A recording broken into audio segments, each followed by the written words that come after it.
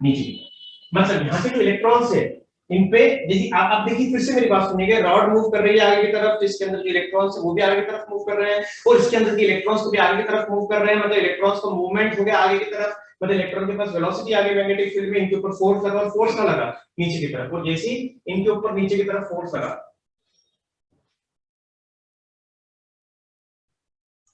जैसे इनके ऊपर नीचे की तरफ फोर्स लगा,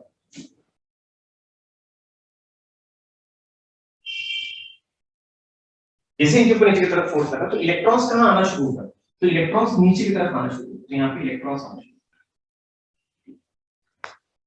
और ऑब्वियस सी बात है, नीचे की तरफ इलेक्ट्रॉन आ गए तो ऊपर की तरफ इलेक्ट्रॉन्स की कमी होगी, तो ऊपर की तरफ कभी इलेक्ट्रॉन्स की कमी होगी तो ऊपर कौन सा चार्ज आ गया, प्लस चार्ज। तो आप यहाँ पे देखो नीचे की तरफ माइनस आ गया और ऊपर की तरफ क्या आ गया, प्लस आ गया, ठीक है। तो नीचे की तरफ माइनस आए हैं और ऊपर की तरफ प्लस आए हैं। अब यहाँ पर आप देखिए, मैंने देखा थोड़ी देर बाद देखा कि अब और इलेक्ट्रॉन्स नीचे की तरफ नहीं आ रहा, अब और इलेक्ट्रॉन्स नीचे की तरफ नहीं आ पा रहे। तो क्यों और इलेक्ट्रॉन्स नीचे की तरफ नहीं आ पा रहे, वो मैं आपको बताता हूँ। क्योंकि आप किसी भी इलेक्ट्रॉन को देखोगे तो उसकी वेलोसिटी है, तो v क्रॉस b करोगे, v क्रॉस b करोगे तो उसके ऊपर फोर्स लगेगा नीचे की तरफ। अब ये वाला मतलब मैं ऐसा कहना चाह रहा हूँ, मैं ऐसा कहना चाह रहा हूँ कि 500 इलेक्ट्रॉन, तो जो इलेक्ट्रॉन पे फोर्स आएगा नीचे की तरफ, तो आप लोगों से v क्रॉस तो ऊपर की तरफ आ रहा है। अरे बेटा, v क्रॉस ऊपर की तरफ आ रहा है तो पॉजिटिव चार्ज होता तो फोर्स ऊपर की तरफ लगता ना, पर नेगेटिव चार्ज है तो फोर्स तो कहां लगेगा, नीचे की तरफ। तो इलेक्ट्रॉन्स कहां आएंगे, नीचे की तरफ। इलेक्ट्रॉन्स 500 इलेक्ट्रॉन नीचे की तरफ आ, ऐसे जनरल मैंने बात समझाने के लिए बोल दिया, 500 इलेक्ट्रॉन नीचे की तरफ आ। अब 500 इलेक्ट्रॉन नीचे की तरफ आ गए तो मैंने देखा जो 501वां इलेक्ट्रॉन है ये इसके ऊपर भी लगा फोर्स, इसके ऊपर भी फोर्स लग रहा है क्यों, v क्रॉस, बट ये नीचे की तरफ नहीं आ। तो क्या आप कोई कारण बता सकते हैं कि ये नीचे की तरफ क्यों नहीं आ रहा? तो बेटा ये नीचे की तरफ इसलिए नहीं आ रहा है कि इस इलेक्ट्रॉन पे इलेक्ट्रिक फील्ड जो है ऊपर की तरफ फोर्स लगा रही है, और वो लगा रही है क्यू इक्वल। तो इलेक्ट्रिक फील्ड का फोर्स कहां लग रहा है, इलेक्ट्रिक फील्ड की वजह से जो फोर्स लग रहा है वो ऊपर की तरफ लग रहा है। अब लोग कैसे लग रहा है, अरे माइनस है यहाँ पे इलेक्ट्रिक, अरे ये देखो ना इस तरीके से, इसको मैं थोड़ा सा जूम करके डायग्राम बता रहा हूँ, ये प्लस है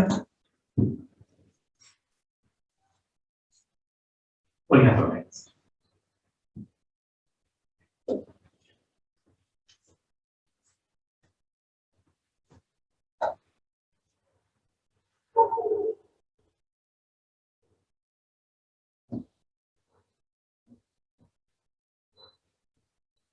तो ये इस डायरेक्शन में इलेक्ट्रिक फील्ड आगे प्लस से। अब कभी यहाँ पे आप एक इलेक्ट्रॉन कंसीडर करते हैं, कभी आप यहाँ पे एक इलेक्ट्रॉन कंसीडर करते हैं, तो आप इस इलेक्ट्रॉन के ऊपर देखिए दो फोर्स लग रहे हैं। एक तो ऊपर की तरफ फोर्स लग रहा है क्यू, और एक नीचे की तरफ फोर्स लग रहा है क्यू पी क्रॉस। इस इलेक्ट्रॉन के ऊपर दो फोर्स लग रहा है, इसी दिशा में अपन यहाँ पे लिखेंगे, तो क्यू ही किसके बराबर है,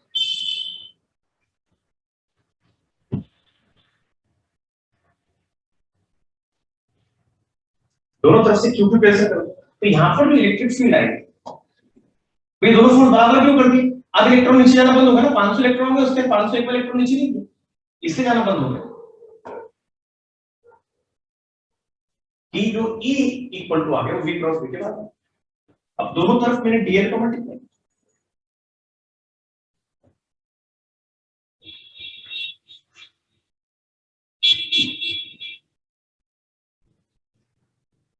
दोनों तरफ, तो इलेक्ट्रिक फील्ड इनटू डीएल ये होगा पोटेंशियल डिफरेंस। इसके अक्रॉस जो पोटेंशियल डिफरेंस है, जो ईएमएफ है, वो ये आ गया।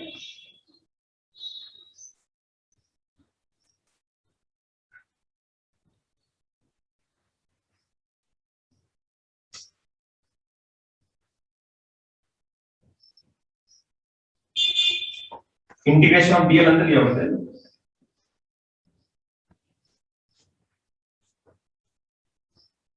ईएमएफ का फर्क, इसको ऐसे पढ़ते हैं, डब्बा बनाना, वीवीएल, डब्बा ऑफ मतलब ग्रेटेस्ट इंटीजर फंक्शन में समझ जाना, यानी इसको स्केलर ट्रिपल प्रोडक्ट कहते हैं। ये वेक्टर पढ़ोगे ना तब से, फिर इसको स्केलर ट्रिपल प्रोडक्ट कहते हैं, वी क्रॉस वी डॉट, ये स्केलर ट्रिपल प्रोडक्ट।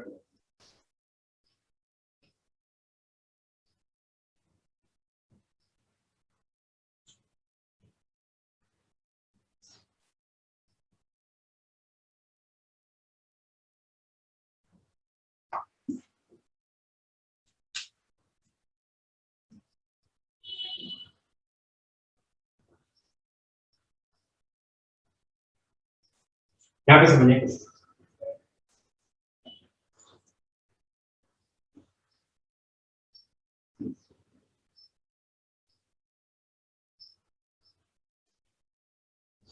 बिल्कुल EMF is equal to V cross B dot L, ये लिख लो।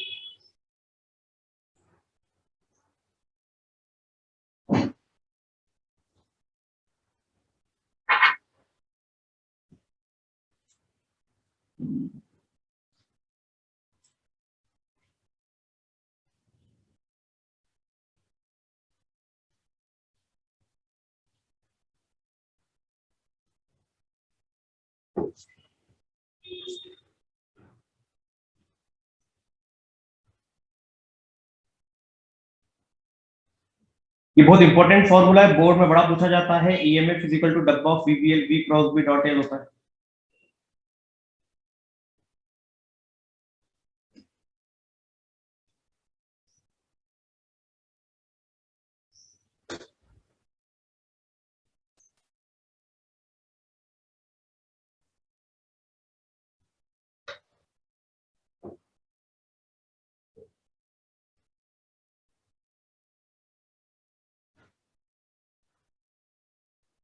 ये समझने की कोशिश करें।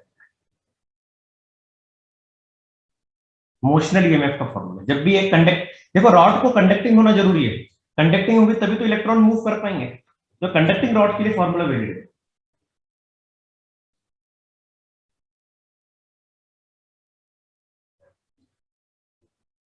This formula is for conducting rod.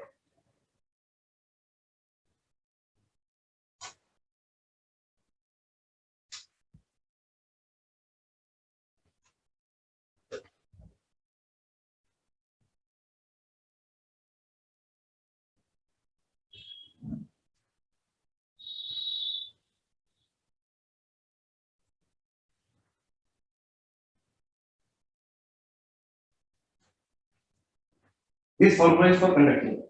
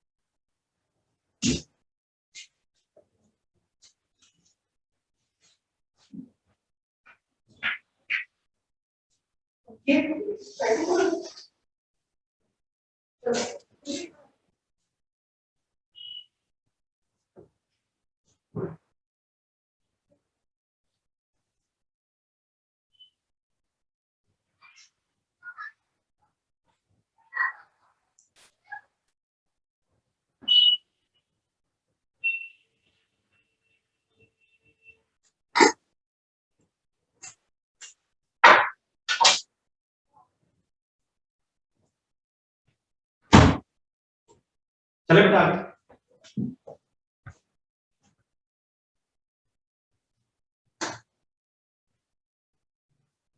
चलिए अब मोशनल ईएमएफ पे बेस्ड जो क्वेश्चंस के ऊपर बात करते हैं।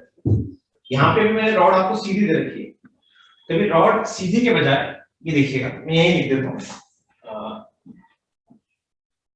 रॉड सीधी के बजाय ये सब हटा देंगे।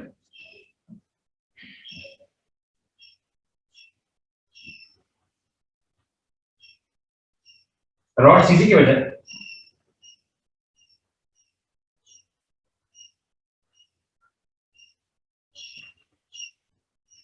कभी रॉड इरेगुलर शेप की रॉड हुई तो आप क्या बोलोगे? व्हाट विल यू से if the rod is of irregular shape? कभी इरेगुलर शेप की रॉड हो तो आप क्या बोलोगे? तो आप बोलोगे सर कि यहां तक तो ठीक है, ये तक तो ठीक है, डॉट डीएल करोगे और उसको इंटीग्रेट करोगे तो डीएल वेक्टर का इंटीग्रेशन होगा। तो देखो बहुत सारे डीएल वेक्टर बना देता हूं, ये एक डीएल वेक्टर हो गया, ये एक डीएल वेक्टर हो गया, ये एक डीएल वेक्टर, ये एक डीएल वेक्टर, ये डी वेक्टर, ये डी वेक्टर, ये डी वेक्टर, ये बहुत सारे डी वेक्टर। तो इन सब डी वेक्टर को इंटीग्रेट करोगे, तो इन सब डी वेक्टर को इंटीग्रेट करोगे DL vector. So they are different DL vector. तो मोरल ऑफ द स्टोरी है, कभी वायर इरेगुलर शेप्ड हुआ और कभी इरेगुलर शेप्ड वायर में के अक्रॉस कितना ईएमएफ होता है। सर ऐसा तो पहले भी हमने कहा है, अरे वो तो फोर्स निकालने के लिए किया था अपन। इसके पहले कैसा किया है कि फोर्स होता है I L vector cross B vector. वहां पे कभी भी हमको इरेगुलर शेप्ड वायर पे फोर्स निकालना होता था तो हम एंड पॉइंट ज्वाइन कर देते थे तो फोर्स आता था। तो यहाँ भी हमें कभी इरेगुलर शेप्ड वायर पर ईएमएफ, इरेगुलर शेप्ड वायर में इरेगुलर शेप्ड वायर में ईएमएफ निकालना है तो उस इरेगुलर शेप्ड वायर को रिप्लेस कर दो किससे, स्ट्रेट वायर, और उसमें ये होता है।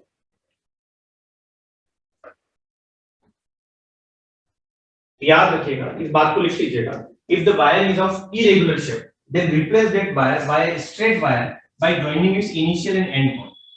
उससे रिप्लेस करके आप ईएमएफ निकाल सकते हैं। And you can calculate the EMF by replacing that irregular shaped wire with a straight wire by joining from initial end to final.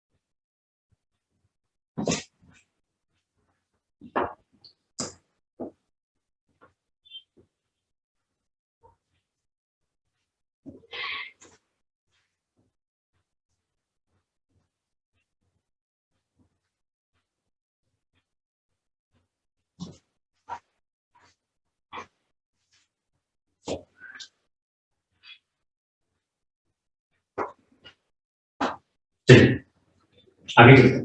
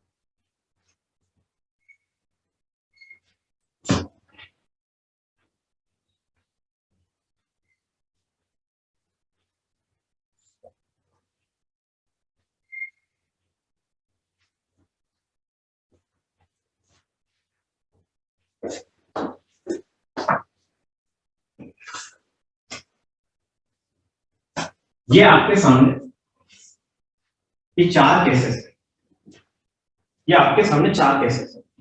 आपको इन चारों केसेस में फाइंड करके बताना है ईएमएफ कितना होगा। आपको लेंथ एल मान लेंगे, assuming the length is L. चारों केसेस में ईएमएफ कितना होगा ये आपको फाइंड करके बताना है।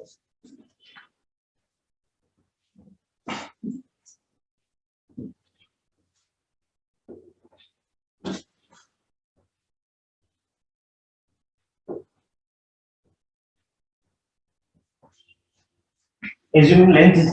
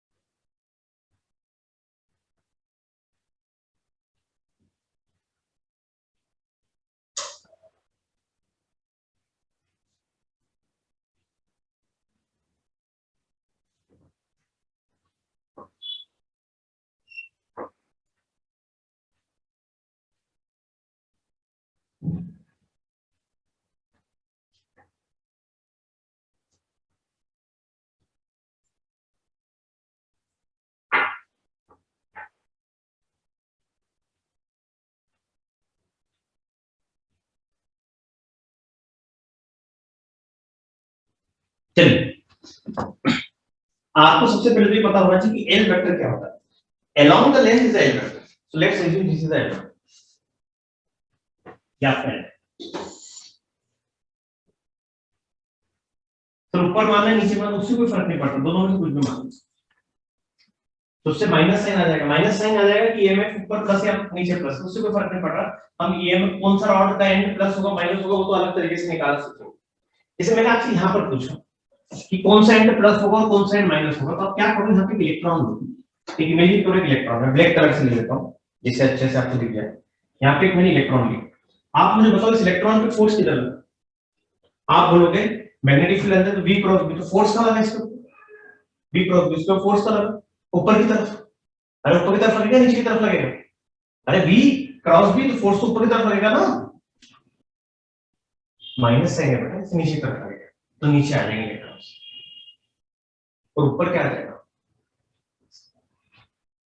तो यहाँ पे नीचे की तरफ माइनस आ गया, ऊपर की तरफ प्लस आ गया। अब फॉर्मूला क्या होता है, ईएमएफ इज इक्वल टू होता है डब्बा ऑफ वीबीए, ये होता है v क्रॉस b डॉट है। अब v की डायरेक्शन इधर है और v की डायरेक्शन अंदर है, तो v क्रॉस b करोगे तो v और v के बीच में एंगल कितना है 90, तो v क्रॉस b करोगे तो ये हो जाएगा vb sin 90। तो v क्रॉस b की डायरेक्शन ऊपर की तरफ आई और l की डायरेक्शन ऊपर की तरफ आई, तो उनके बीच में जब एंगल देखोगे तो v क्रॉस b और l के बीच में एंगल कितना आ गया बताइए, v क्रॉस b और l के बीच में एंगल हाँ कितना आ गया, 0, तो यहाँ पे आ जाएगा।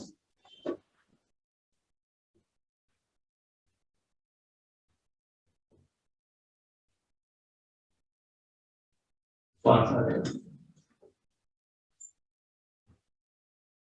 तो ईएमएफ आपका आ जाएगा vb। ऐसा मैंने पहले वाला केस किया, ऐसा दूसरा और तीसरा केस आप करके बताओ, मैं आपको 2-4 मिनट का समय देता हूँ, बाकी सब केसेस आपको कर।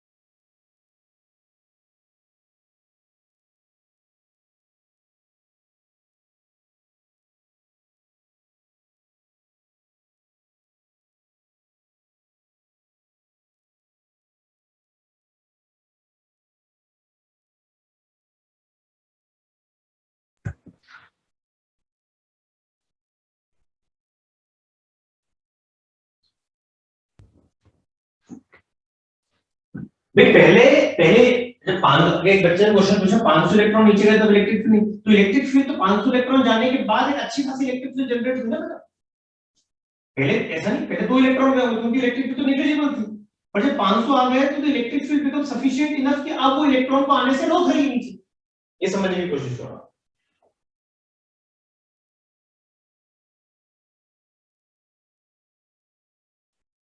इस केस की बात है, देखिए यहाँ पे v की डायरेक्शन ऐसी है, l की डायरेक्शन ऐसी है, तो v क्रॉस b करोगे, ये पहले v क्रॉस b करना है, तो v की डायरेक्शन किधर है, v की डायरेक्शन किधर है, तो ईएमएफ होता है बेटा, ईएमएफ होता है बेटा v क्रॉस b डॉट है, समझना। आप यहां पर आप देखो v और b के बीच में एंगल कितना बन रहा है, दोनों एक ही डायरेक्शन में, v और b के बीच में एंगल कितना बन रहा है बेटा, v और b के बीच में एंगल बन रहा है 0, तो जब क्रॉस करोगे ना तो यहाँ पे आएगा v b साइन, बाद में डॉट एल होगा, बात कर रहे हैं, ये चीज ही क्या हो गया, अगला केस करते हैं। ईएमएफ होता है v क्रॉस b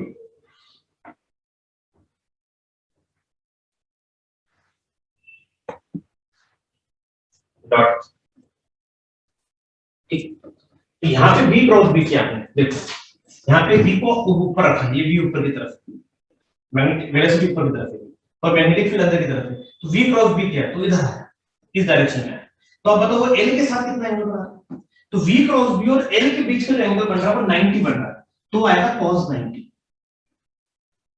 और cos 90 फिर से 0। अरे आप समझो ना कि v ऊपर की तरफ है, हाथों को v की तरफ रखा, b की तरफ टर्न किया, तो v क्रॉस b आगे इधर, और v क्रॉस b कभी इस तरफ आया, तो ये जो आया v क्रॉस b इसका l के साथ एंगल कितना बन रहा है, ये l है आपका 90 एंगल बन, तो यहाँ पे 90 आएगा, v क्रॉस b जो कि ऊपर की तरफ आया है उसका, v क्रॉस b जो कि ऊपर की तरफ आया है, v क्रॉस b सॉरी जो v क्रॉस b जो इस साइड आया है, इस साइड आया है, उसका l के साथ एंगल जो बन रहा है 90 बन रहा है, सीधी बात। तो बड़ी बेसिक सी बात मैं आपको बताता हूं, और बड़ी बेसिक सी बात ये है बेटा, वो बड़ी बेसिक सी बात ये है कि बेटा कि आप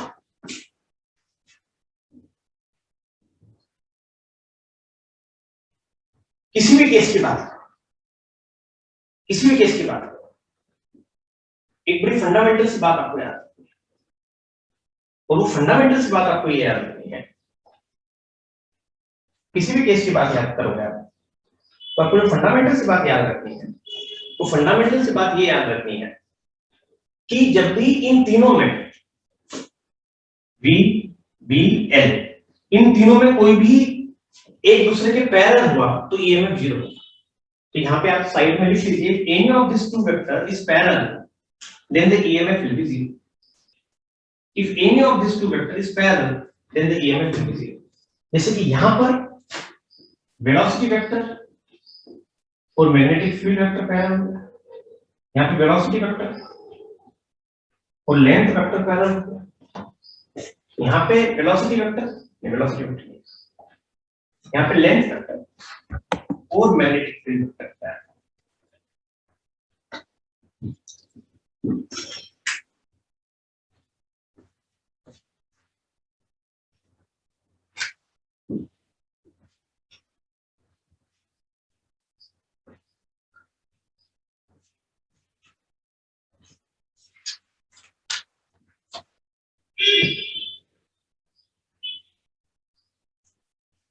ठीक है, अब आगे चले बेटा, अब मोशनल ईएमएफ पे बेस्ड कुछ क्वेश्चंस की प्रैक्टिस करेंगे, उसके पहले जो कल वाला क्वेश्चन था वो हमें डिस्कस करना था, अच्छा क्वेश्चन था, तो मैं चाहता हूं उसको मैं डिस्कस करूं जिससे उस क्वेश्चन के माध्यम से आप काफी कुछ सीखें। इजी क्वेश्चन होता तो मैं छोड़ देता, but it was good question, तो देखिए चलिए कल वाला क्वेश्चन कर लेते हैं।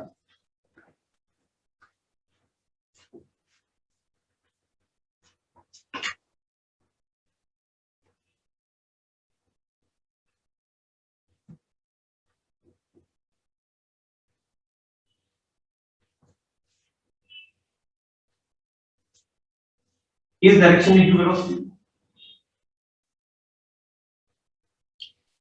इस डायरेक्शन में दोनों तरफ की वेलोसिटी, यहां पर आप ध्यान से देखिए, कभी हमने दोनों तरफ की वेलोसिटी तो इसका एरिया तो चेंज होगा, फ्लक्स तो क्रिएट होगा।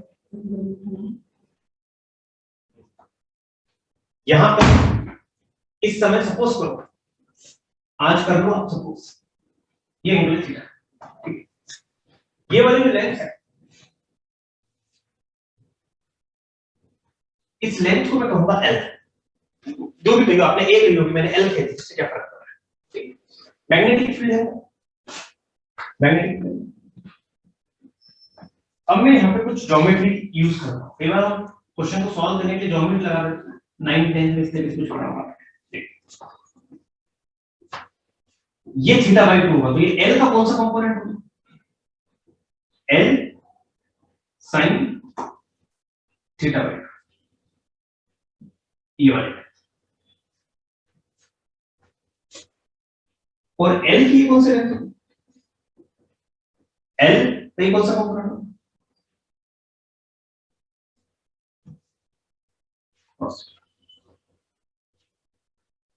यहां पर हम फाइव के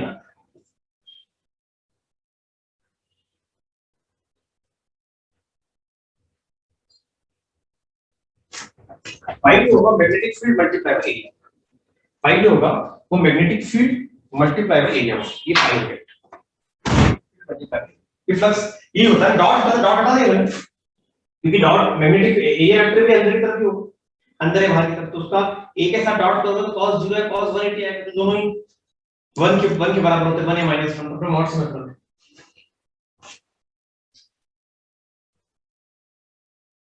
आप बताइए एरिया क्या होता है, एरिया होता है लेंथ इनटू ब्रेड्थ, ये होता है, तो लेंथ हो जाएगी इसकी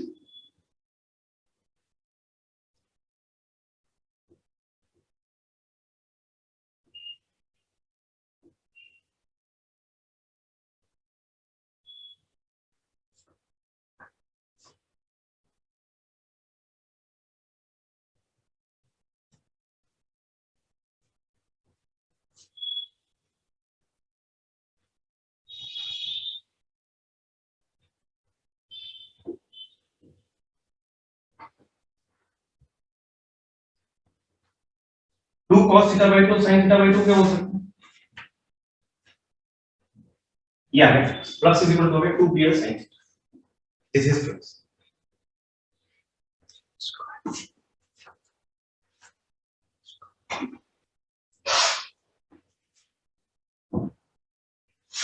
ये फ्लक्स है।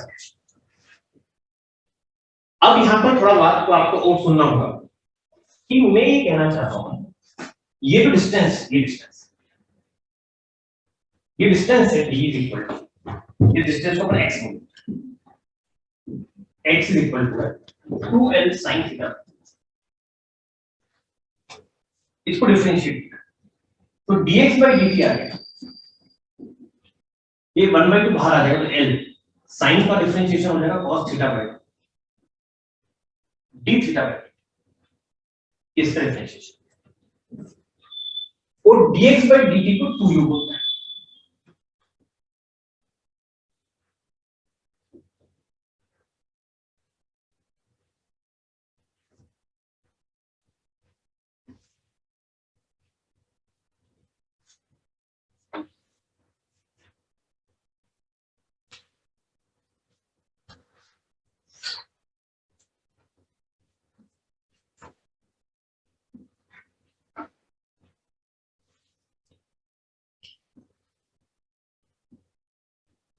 sin थीटा का इंटीग्रेशन होगा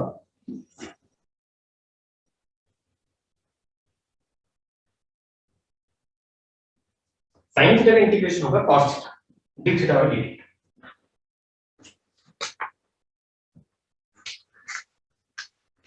ये आ गया आपका ये d phi by dt,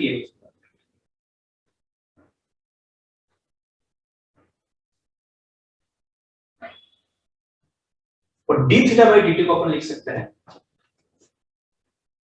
2u on l cos theta,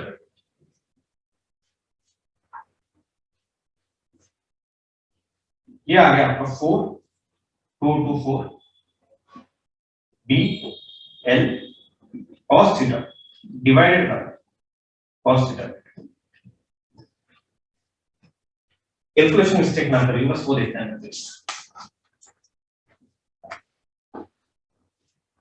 कि d थीटा बाई dt को मैंने यहां से वैल्यू लिख दी, d थीटा बाई dt ये हो गया 2u upon 1 minus cos,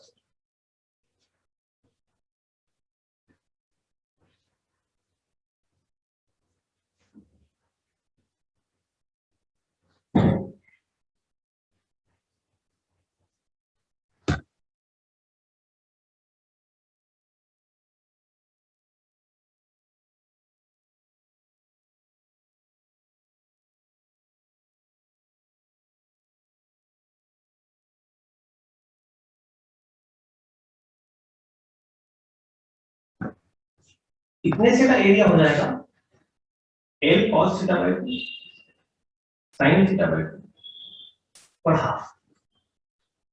half length into breadth एक का एरिया होगा और इसे कितना है 4 तो यहाँ पे 4 का मल्टीप्लाई तो यहाँ पे 4 का मल्टीप्लाई होगा 2 into 2 4 4 by 2 2 तो हाफ लगाना भूल गए इसमें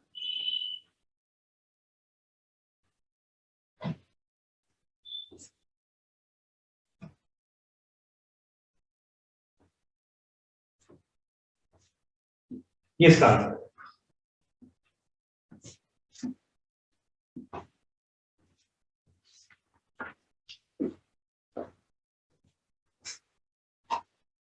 ये कल वाला क्वेश्चन कराया मैंने dx by dt क्या बोल रहे हो आप dx by dt क्या बोल रहे हो आप dx by dt कैसे 2u हुआ अरे आप बताओ ना ये तो x है तो लेंथ तो बढ़ रही है तो dx by dt तो 2u होगा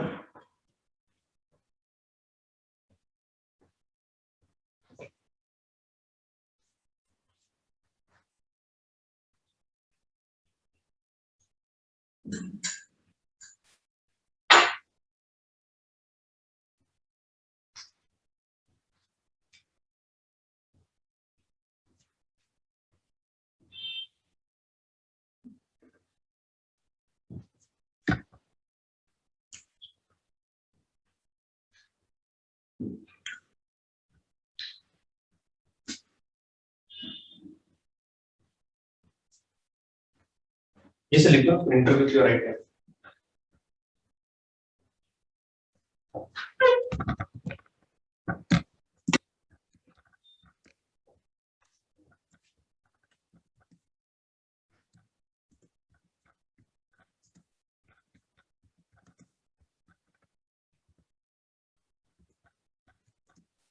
चलिए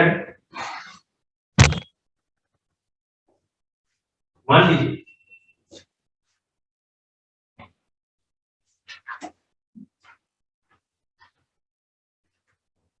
ये एक बात इस सेमी सर्कल की रेडियस स्मॉल है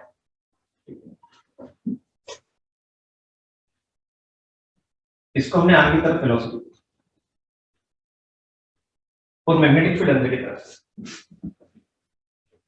मैग्नेटिक फील्ड कहां है अंदर हमने इसको वेलोसिटी दे दी आगे अब आपको फाइंड करके बताना है कि इसमें कितना ईएमएफ है what you need to find कितना इसमें ईएमएफ है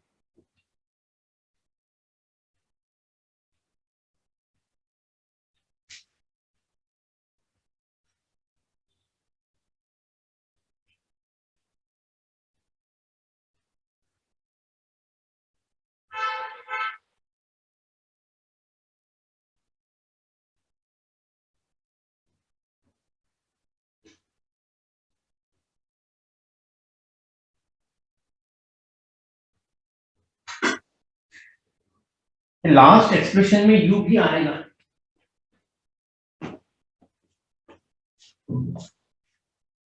बिल्कुल आएगा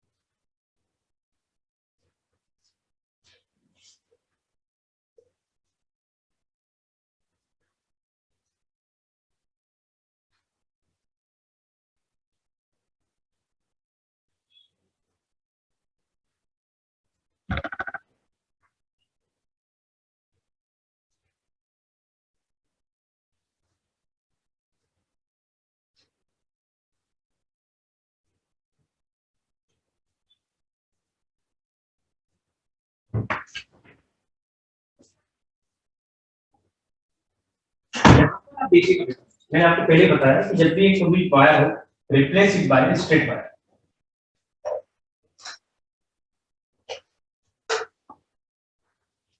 replace it by straight wire आपने एक इरेगुलर शेप्ड वायर को एक स्ट्रेट वायर से रिप्लेस कर दिया, ये मैंने स्ट्रेट वायर से रिप्लेस कर दिया।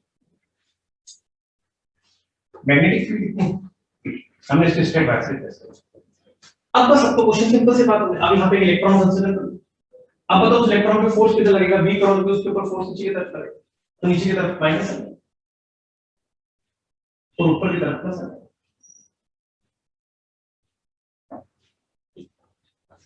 तो इसका जो डायग्राम बनेगा वो कुछ इस तरीके से बनेगा।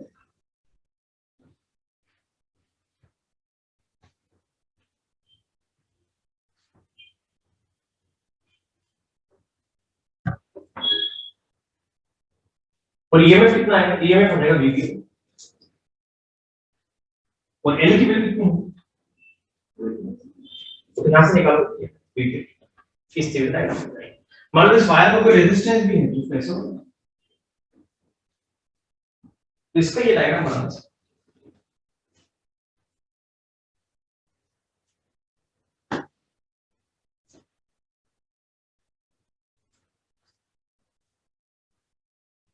एक डी शेप्ड वायर है, इसको इधर वेलोसिटी, तो अब बताओ जैसे इसका ये इक्विवेलेंट डायग्राम होता है ना, इसका इक्विवेलेंट डायग्राम क्या होगा वो आप फाइंड करिए।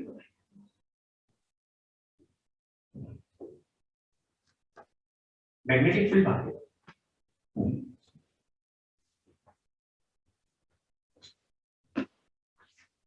मैग्नेटिक फील्ड इसका इक्विवेलेंट डायग्राम बना,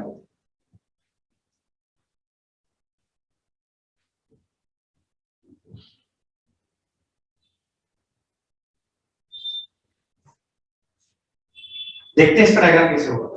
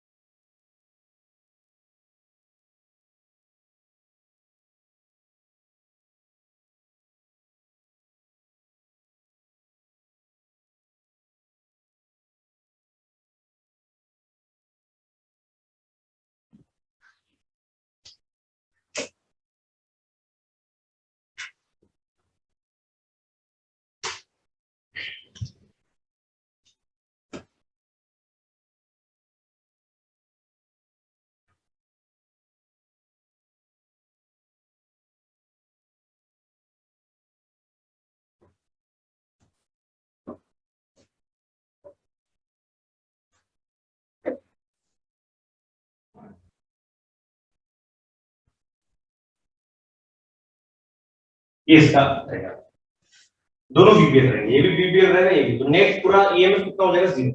तो वैसे भी होना है ना जीरो, क्योंकि ईएमएफ होता क्या है, अब वैसे भी लाते हैं भाई, चाहे आप मोशनल ईएमएफ से लाओ चाहे फैराडे लॉ से लाओ, ईएमएफ होता है डी फाई बाई डी। अब तो इससे फ्लक्स चेंज हो रहा है क्या, नहीं हो रहा है, क्योंकि एरिया कांस्टेंट है, तो जीरो, तो नेट ईएमएफ जीरो।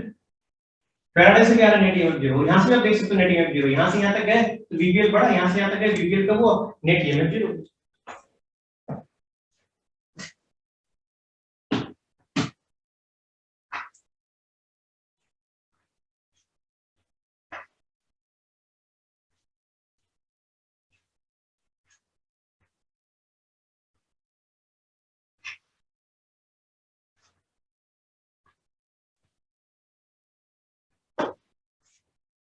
इसका इक्विवेलेंट डायग्राम है,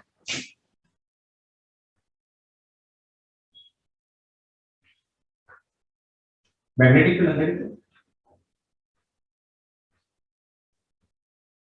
वेलोसिटी आती है, ये पॉइंट ए बी सी है,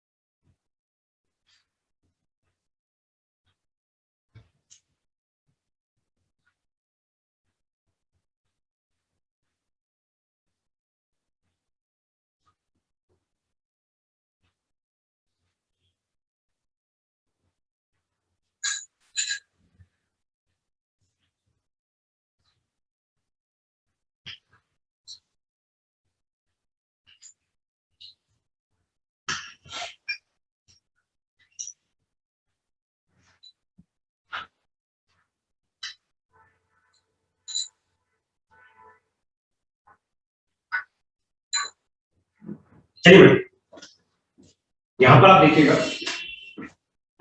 इसको बनाए,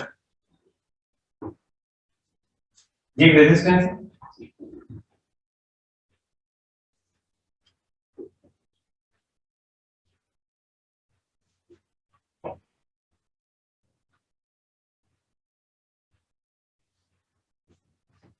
आपको पता है इसमें ईएमएफ जीरो होगा, क्यों जीरो होगा पता है? क्योंकि वेलोसिटी इधर है और एल वेक्टर भी इधर है, तो वेलोसिटी भी इधर है और एल वेक्टर भी इधर। ये आर बनता है या आर टू, तो इस वाली रॉड में ईएमएफ जीरो हो गया क्योंकि वी और एल दोनों एक दूसरे के पैरेलल हो गए। तीनों जब एक दूसरे के मतलब तीनों एक दूसरे के कोई भी दो पैरेलल हो जाएंगे, तीनों में से कोई भी वी बी एल तीनों में से कोई भी दो पैरेलल हो जाएंगे तो उसका ईएमएफ जीरो हो जाएगा। यहाँ पे नहीं है, यहाँ बी इधर है, ए इधर है और बी अंदर की तरफ, बी इधर, बी अंदर की तरफ, एल ऊपर की तरफ।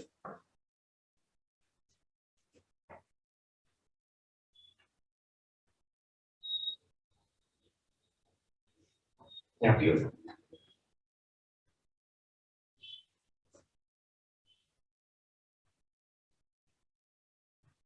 ये इसका इक्विवेलेंट है।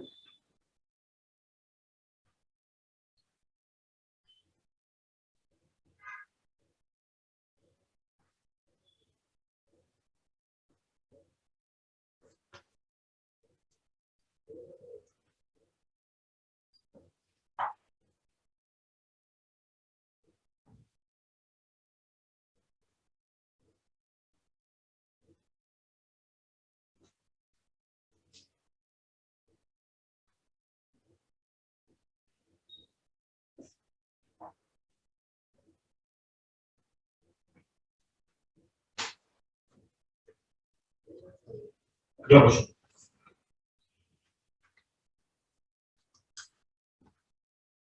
इसका इक्विवेलेंट डायग्राम है, वेलोसिटी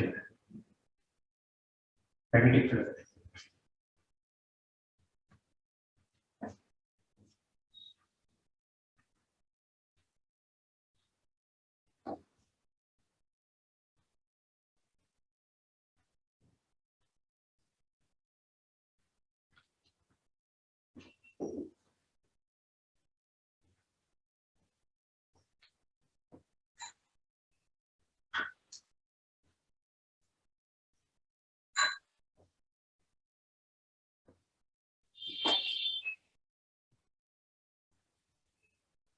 बनाइए इसका इक्विवेलेंट डायग्राम।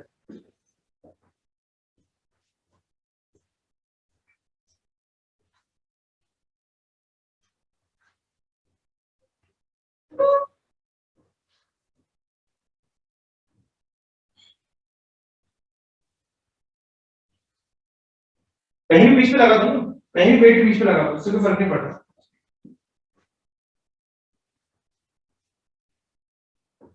देखो यहाँ पे लेंथ वेक्टर भी ऐसे है और वेलोसिटी वेक्टर भी ऐसे है, यहाँ वेट लगेगी नहीं जिससे ईएमएफ जीरो होगा। और जो सर्कल वाला हिस्सा है इसको भी रिप्लेस कर दोगे आप एक स्ट्रेट लाइन से, तो इसमें भी ईएमएफ जीरो आएगा। तो इसका इक्विवेलेंट डायग्राम क्या है? इसमें ना इधर वेट लगेगी ना इधर नहीं वेट लगेगी।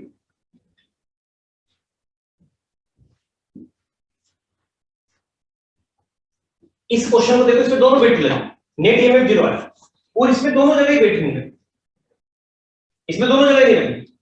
इसलिए लगी क्योंकि एल वेक्टर और वी वेक्टर पैरेलल होगा, और इसके पहले वाले केस में जब ऐसे रखा था तो तीनों परपेंडिकुलर थे, तो यहाँ पे वेट लगी थी, यहाँ पे वेट लगी थी। इस केस में नेट ईएमएफ लूप में पूछोगे तो जीरो आएगा क्योंकि एरिया चेंज नहीं हो रहा, फ्लक्स चेंज नहीं हो रहा।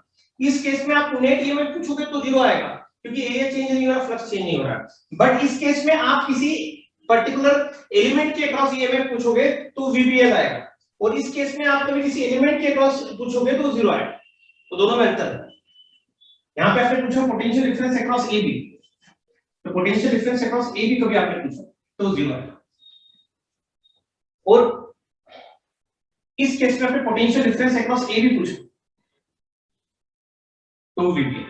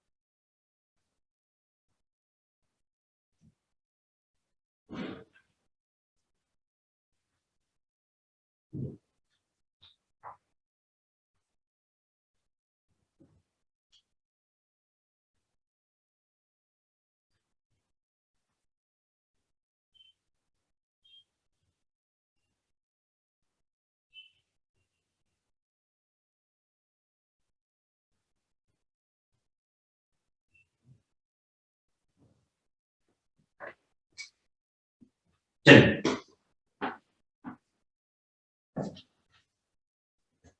और आगे बढ़ते हैं, क्वेश्चन और आगे बढ़ते हैं। देखिए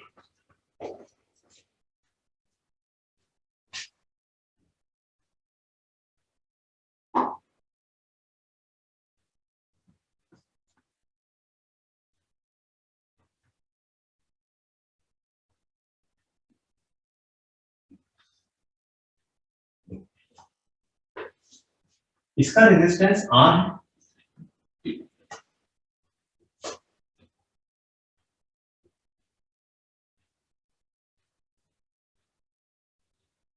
इसका रेजिस्टेंस 4 है। ठीक, अब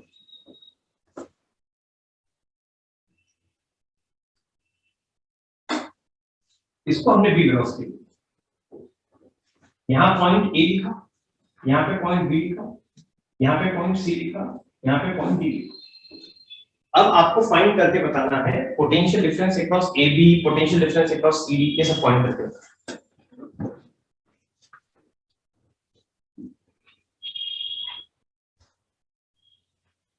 मैग्नेटिक फील्ड अंदर की तरफ मानो, रेजिस्टेंस दे रखा है आर ओ टू आर, पीछे वाला वायर जो नॉन मूवेबल वायर है उसका रेजिस्टेंस आर है और जो मूवेबल वायर है उसका रेजिस्टेंस 2r। आपको potential difference across A B बताना है, potential difference across C D बताना है, आपको ईएमएफ अक्रॉस ए बी बताना है, ईएमएफ अक्रॉस सी डी लगाना है। मैं लिख देता हूं EMF across A B and potential difference across C D, EMF across C D and potential difference across C D. ये क्वेश्चन था।